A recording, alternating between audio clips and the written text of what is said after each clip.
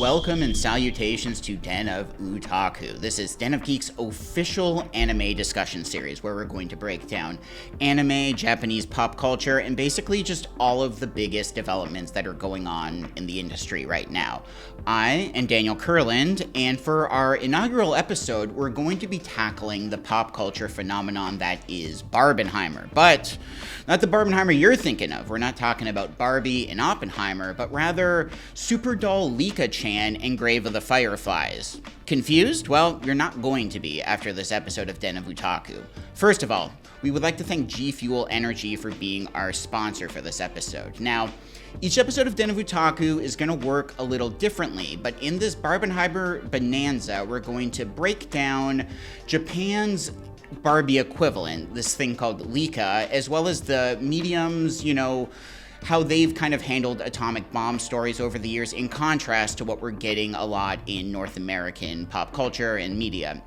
We're also going to look at Adult Swim and Toonami's relationship with anime and how they've kind of branched into creating their own original series. And we're also going to feature the inaugural editions of Release the Hounds and The Big Three.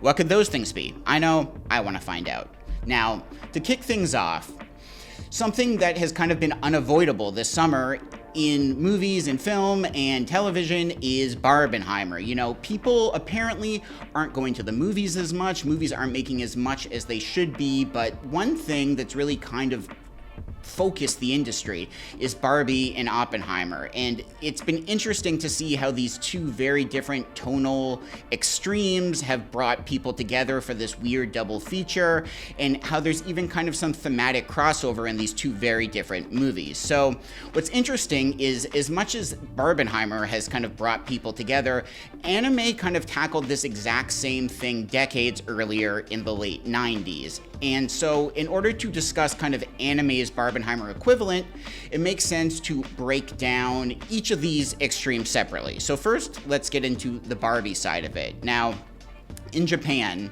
instead of having Barbie, there's a fashion doll called Licca. Now, Licca was created in 1967, and it was a fashion doll that basically its whole purpose was to provide dreams for girls, which is kind of a bleak statement, but I mean, this is what was going on at the time. And very much like Barbie, Licca is a doll that would have different versions of itself. There was even a pregnant Licca, which caused a bit of a controversy. But the whole idea is that Licca was so powerful that when Mattel was going to different countries to set up Barbie, they kind of just backed out of Japan because they couldn't compete with Licca. Licca was dominating the market, and even now, only Barbie and Licca are the two fashion dolls that have been around for more than 25 years. So it's not like these two things are both dolls, but they are very much analogs in that sense. Now, what's interesting is Licca was doing well, but in the late 90s, they wanted to create an anime version of this thing. So basically, the advent of Super Doll Licca-Chan was to create lore to these dolls, because up until this point, they were just dolls. They didn't necessarily have a story. So Super Doll Licca-Chan was to give them a story, but also to sell more action-oriented versions of these things out there. And by doing this, they tackled the magical girl genre, which, things like Sailor Moon and Cardcaptors. What Super Doll Licca-Chan wanted to do, though, is it has a doll kingdom where all the doll knight Liccas come from, which is very similar to the Barbie movie's depiction of Barbie Land, and every doll knight Licca has a human counterpart, and their symptoms are analogous to them. So if a human counterpart is feeling sad, their Licca equivalent is also sad. If they're happy, they're also happy. So what I thought was kind of interesting about this is Licca, which started as this product that was supposed to provide dreams for girls, the anime version of it has kind of commodified magical girl culture, and instead of selling dreams, it's now just selling a product. It's taken this kind of pure thing and really twisted it into, just dollars and cents. And that's not dissimilar to what's gone on in the Barbie movie. You have all this cheerful imagery, these ideas that are supposed to be empowering, but at the end of the day, it's kind of just a veneer for, corporate synergy and just manipulation in the end. These people think that this product is inspirational, but there are kind of sinister means to it. Now, what's also interesting between Barbie and Licca is Barbie has kind of been held up as this transformative, toy movie. You know, there have been toy movies before Barbie, but Barbie has kind of shown what can be done. There are now all these Mattel movies that are in production, and Barbie has kind of been foisted as this like new bastion of how to do this thing right. And not dissimilar to that is with Super Doll Licca-Chan, they took something like the magical girl genre, which was kind of just transformative escapism, but they added a deeper narrative to it and used it to kind of influence a whole new generation of magical girl shows. You know, we now have magical girl shows that challenge gender norms, like Revolutionary Girl Utena and Review Starlight. You also have magical girl shows that are psychological horror things. You have magical girl shows where girls are literally fighting manifestations of their inner demons, like Madoka Magica and Wonder Egg Priority. So even though Super Doll Licca-Chan kind of just seems like this silly show about Barbie dolls that are fighting giant dragons and scorpions and weird enemies, it did kind of, you know, rewrite the narrative of what a magical girl show can be, just like how the Barbie movie has rewritten the narrative for what a toy movie can be. Now, on the opposite extreme of Barbie is we, of course, have Oppenheimer. Now, there's a very pointed line in Oppenheimer that talks about how the creator of the bomb isn't necessarily important, that the bomb was inevitable. This was always going to happen, and that what we should be kind of focusing on are the victims. Now, at the same time of Super Doll Licca-Chan was a film called Grave of the Fireflies, the Studio Ghibli film by Isao Takahata. It's kind of seen as the holy grail of anime movies, and it's a beautiful, staggering film that kind of shows the human cost of war, and just, you know, it takes a very different approach than what's going on in Oppenheimer. And what's interesting is Oppenheimer kind of focuses on the destroyer of worlds, but I think what's ultimately more important is to look at the worlds that have been destroyed instead. You have films like Grave of the Fireflies, another film called Barefoot Gen, and another film called In This Corner of the World, and they all look at the human cost of war in a way that can kind of get neglected in Oppenheimer and other North American films and movies and in television that are tackling the atomic bomb, that can be so focused on ego and hubris, whereas these anime versions of it, they're more interested in innocence, loss, kind of perseverance, and that's just a more fascinating vantage point, I think, in the end, because they're both creating tension in the same way, which is when the bomb goes off. You watch these series, you watch these movies, and you know the bomb's gonna go off, and that's terrifying. But in these anime stories, you really focus on the damages that have been done rather than the moral quandary of the people that have created them. So in the case of Grave of the Fireflies, it focuses on two young siblings, Saita and Sesko, who, when the bomb goes off, they're separated from their parents, and these two children kind of just have to go through a fractured world on their own. They see how much humanity has kind of abandoned them, and they have very little to go on. There's a bit of a Life is Beautiful vibe to it, where these children kind of try to mask the horrors of the world to make this a more palatable story, but in the end, it's just a brutal, devastating look into this loss, and it's the type of movie that, like, you only want to see once because it's so heartbreaking, but it's, you know, it's revered as one of the greatest anime films of all time for a reason. And on the other side of that, you have this film Barefoot Gen, which again looks at the Hiroshima bombing, but through the eyes of a young child, as opposed to, you know, adults or people that are on the other side of this loss. And what's really interesting about Barefoot Gen is that it doesn't just look at the victims, but the person behind the show, Keiji Nakazawa, he is an actual Hiroshima survivor. He went through this, he lost his father, his sisters, a sibling, his brother too, and what's tragic about this is all of that emotion is really channeled into the film. There's a scene in Barefoot Gen where you see the atomic bomb going off and bodies are just eviscerated. Like, it's a brutal scene, and it's not a horror anime per se, but like the sequence is one of the most terrifying things I've seen in an anime. It's arguably more evocative than anything that's in Oppenheimer, and it hits so well because it's coming from this place of the victims, and it's important to not sugarcoat that or hide that, and it hits as hard as it does because it wants you to kind of feel this loss in a very visceral way.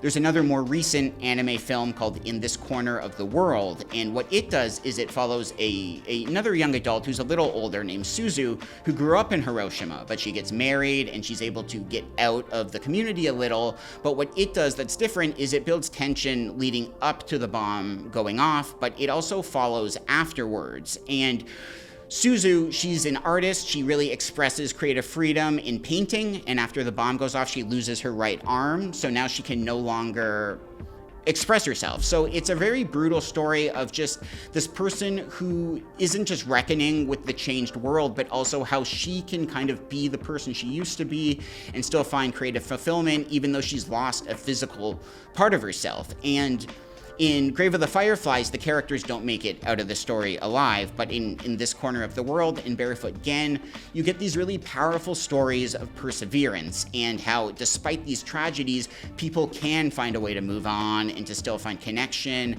and to, still celebrate beauty in a world that might seem like it's void of that. I mean, even Gen in Barefoot Gen translates to source or roots, and the kind of impetus there is that the film is supposed to be setting up an inspirational figure for a post-nuclear bomb war and just a world where people can walk comfortably barefoot on Hiroshima soil and not feel like it's haunted, that there is still hope for the future. It's one thing to kind of just push these films on people, but I do think it's important that people are aware of this side of the story as well. Oppenheimer is a great film, but it's very myopic in its presentation, and it has its own reasons for doing that. But what's interesting is by hiding these tragedies, it's much easier to forget them in the long run. And Grave of the Fireflies, Barefoot Gen, and in this corner of the world, they make sure that these things aren't being forgotten. They're presenting it to audiences in a way that makes sure that they remember. And that's not to say that you should watch these movies instead of Oppenheimer, but instead watch them together. If you've seen Oppenheimer a lot of times, watch them with Grave of the Fireflies, watch it with Barefoot Gen, and what it's going to do is ultimately give you a fuller picture of what went on here. You get the full story, much like with Barbie. Barbie, you get this interesting story of corporate greed and synergy and empowerment at the same time, but if you watch it alongside Super Doll Licca-Chan, you can see that this isn't specific to Barbie, that this kind of cycle has been going on. In the 90s, we had this anime Barbenheimer, now we have it with Barbie and Oppenheimer, and that it very well could happen again down the road, that this cycle is ongoing, that there are these extremes that humanity keep being drawn to, but it's just interesting depending on if you're coming from Japan or North America, you're getting very different sides of that story. And I just thought that was kind of fascinating that we've gone through this Barbenheimer phenomena twice, but that both from very different just perspectives on it all.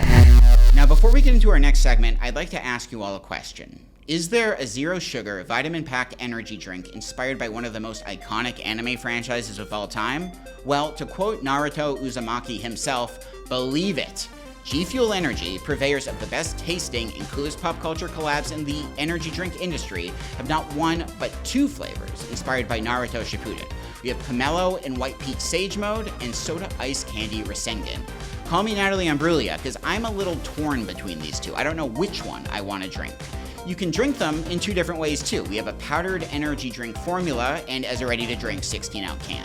So whichever way you enjoy them, G Fuel Sage Mode and Rasengan are zero sugar, loaded with vitamins, antioxidants, and plant-based ingredients. And yes, you heard that right earlier. Like all G Fuel products, Naruto Shippuden, Sage Mode, and Rasengan are zero sugar. So you can channel your energy and unleash your full potential without crashing later. G Fuel Energy formula has just 15 calories per serving, while G Fuel cans have 0 calories. Not a single calorie, guys. So look for G Fuel's Naruto Shippuden collection at the Vitamin Shop, Walmart, FYE, Amazon, and of course, gfuel.com. And as a special bonus, don't tell anyone about this, use code OTAKU, that is OTAKU, to get 25% off your first order for a limited time only. And remember, G Fuel, the #1 zero sugar energy drink of gaming, anime, and pop culture. Drink it. Another Den of Otaku area of fascination I'd like to shine a little light on is Toonami, Adult Swim, and the relationship that they've been building with anime. Now, if you're a North American anime fan, it's probably safe to assume that one of the first times you saw anime was on Toonami. I mean, they were huge for bringing Dragon Ball Z to North America, shows like Trigun, Cowboy Bebop, Outlaw Star. up until that point, one of the main ways of seeing anime was just on physical media. And so Toonami really helped get it on television, help popularize these shows, and not just get it to more people, but like expand their fandom in a huge way where a whole new sect of people can see these shows. And what's been fascinating is that Toonami and Adult Swim have continued to do this. I mean, even now people watch My Hero Academia and Attack on Titan on Toonami. These things are still going on, but what has changed is their relationship has evolved from just a broadcaster of anime and a distributor, is that they're actually starting to produce original series now. And there's been a bit of this going on in the past with shows like Fena Pirates and Housing Complex C, which is like a really weird horror anime. There's a Shenmue anime, which is like based on a kind of fringe video game. But they've been doing a good job of kind of narrowing in on certain parts of the fandom that deserve celebration. And what's been very interesting is they just announced an upcoming show called Lazarus, which is a collaboration between Shinichiro Watanabe, who is best known for Cowboy Bebop, Samurai Champloo, Space Dandy, and he's working alongside Chad Stahelski from the John Wick franchise, as well as Mappa Animation, who are just some of the best animation studio working right now. Like, all of their shows are just gorgeous to look at. And what's cool about this is it marks Shinichiro Watanabe's return to science fiction, to do like space operas, and that in itself would be a huge thing to celebrate. But the fact that he's with Chad Stahelski shows that Toonami has kind of gone out of their way to assemble this powerhouse team that isn't just making a new anime series, but probably a series that's going to be one of the biggest shows of the decade, that's destined to influence other anime shows. And it's really just kind of impressive, I think, that Toonami now isn't just producing anime that are like cheap shows, but they're really trying to make anime that will leave an impact on the industry and change what's coming forward. And Lazarus is the biggest show to get excited about, but there's other things going on too. They're doing an Uzumaki anime based on the Junji Ito manga. There's been a few Junji Ito anime series, but none of them have really kind of effectively captured the essence of his artwork and how just freaky it can be. But Uzumaki looks like it's actually kind of tapping into the horror of the manga in a way that no other series has been able to. There's a Rick and Morty anime coming out, so it's very interesting that Toonami is still a broadcaster for anime, but they really do want to make a push to just change the industry. That they're a programming block that, you know, helped anime find a new home, but now they're influencing anime in a way that is really inspirational, and it should be exciting to see how this changes in the next 5 years, if they're producing even more original content, and if they are kind of seen as this like great place to go if you want to see a new original anime series. Now, listen, do you hear that? Yeah. I think that's the sound of the newest edition of Release the Hounds.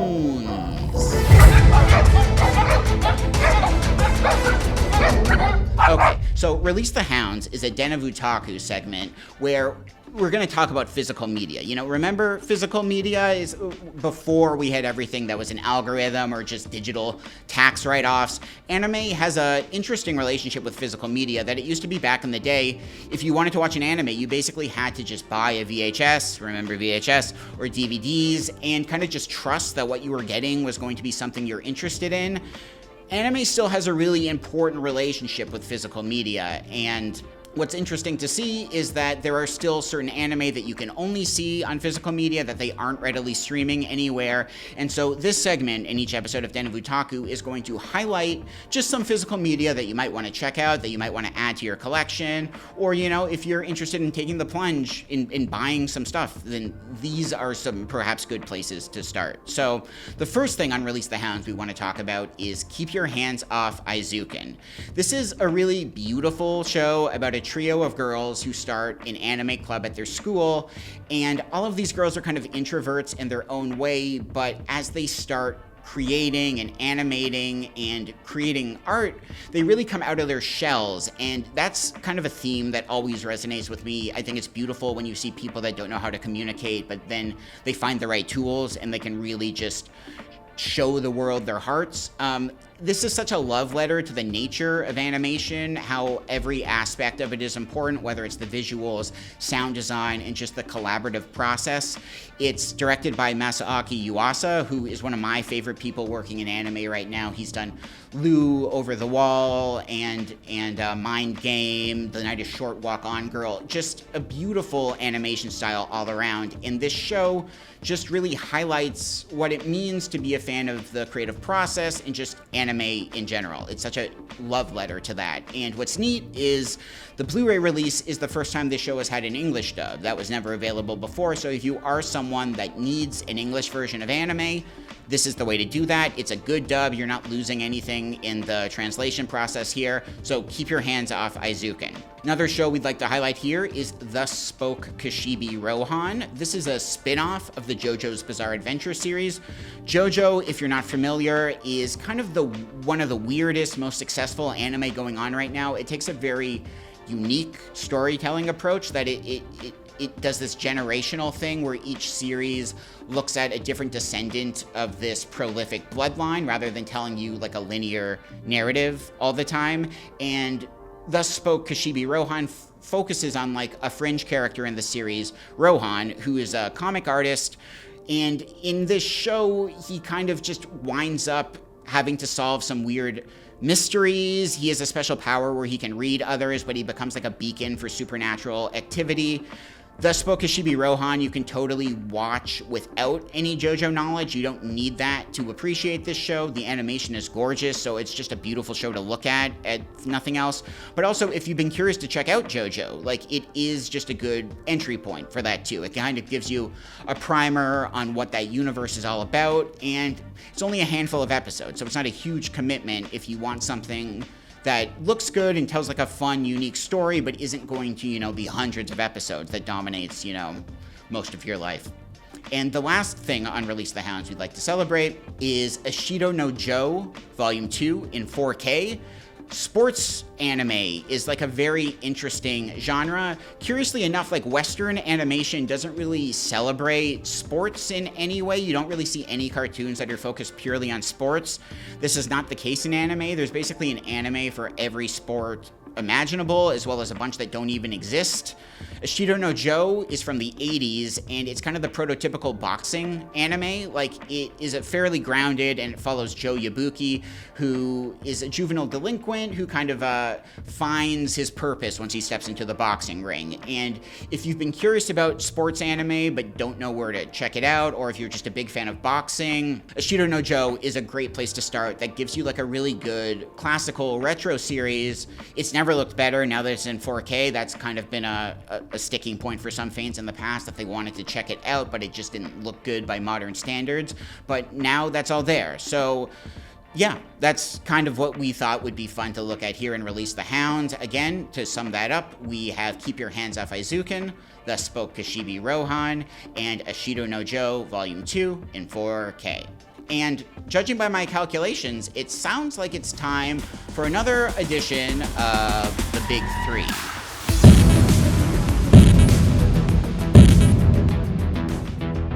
Now, you might be wondering, what's the Big Three? Valid question. So, in Japan, Big Three is the name that's used for the top 3 shonen series, Naruto, One Piece, and Bleach, that were all running concurrently in Shonen Jump at the same time. We're kind of taking that title, the Big Three, as a catch-all to kind of just alert you to certain anime miscellanea that might otherwise slip through the cracks. There's so much anime to explore, Hundreds of new shows come out every year. There's old shows, there's new shows. It's impossible to stay on top of it all. So these are just a collection of programs that I think are doing something different, a little off the beaten path, and deserve some attention. Something that, they're standing out in ways that I don't think other shows do. So the first thing we want to highlight on the Big Three is One Piece Film Red. This is a movie in the One Piece series. One Piece is kind of having a moment right now after the live-action Netflix series.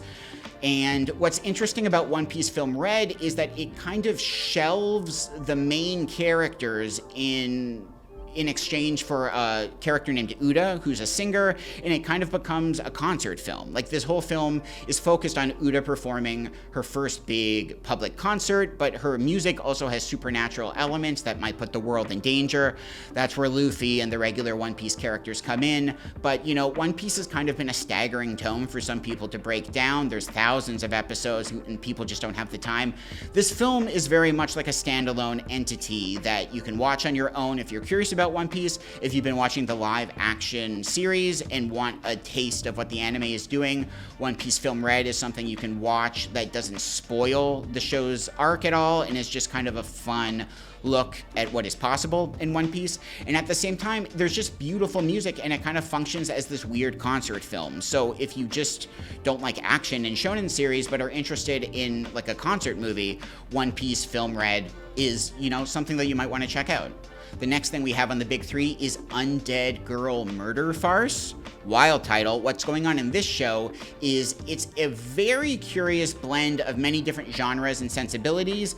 It's a crime fiction detective series, but also blends things with gothic horror. Basically, you have a Sherlock and Watson type of trope going on, but in this case, it's like a himbo holding a severed head in a birdcage who solve mysteries together. At the same time, there are werewolves in this world, there are vampires in this world. Sherlock Holmes and Watson are characters too. The Phantom of the Opera is a character. Jack the Ripper is a character. And so it's this very interesting mix of literary characters and real life history and just genre tropes in a way that is so special and something I really haven't seen before. So if you like detective fiction and mysteries, it's something you should check out.